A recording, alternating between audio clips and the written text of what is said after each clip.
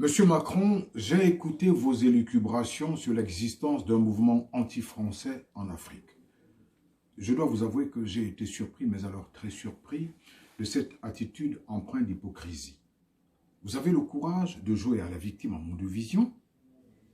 Vous êtes sans ignorer que l'enfer de l'Afrique francophone aujourd'hui, c'est la France. De Gaulle à vous-même, en passant par Mitterrand, Chirac, Sarkozy, eh bien, vous avez spolié l'Afrique, vous l'avez violée. Vous la suciez tel des vampires assoiffés de sang. Et aujourd'hui, vous avez l'outrecuidance de vous plaindre. Vous vous rappelez Félix Moumié, Sékou Touré, Thomas Sankara, Kadhafi, tous tombés sous la France. Vous les avez trucidés.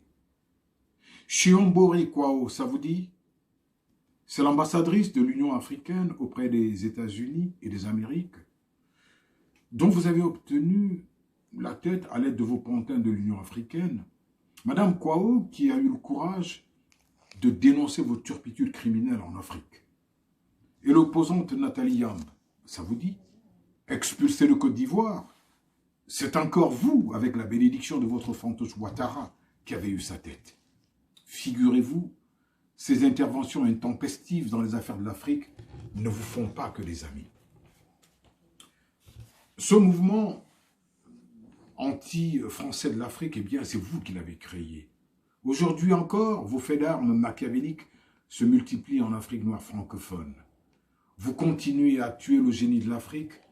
Vous vous servez de votre satrapie dirigeante que vous mettez et entretenez à la tête des États francophones d'Afrique pour avilir davantage les populations.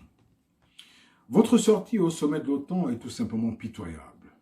Vous savez, vous me faites penser à ce puceau qui, après avoir commis une bêtise, court se réfugier sous les jupes de sa grand-mère en chialant pour être consolé.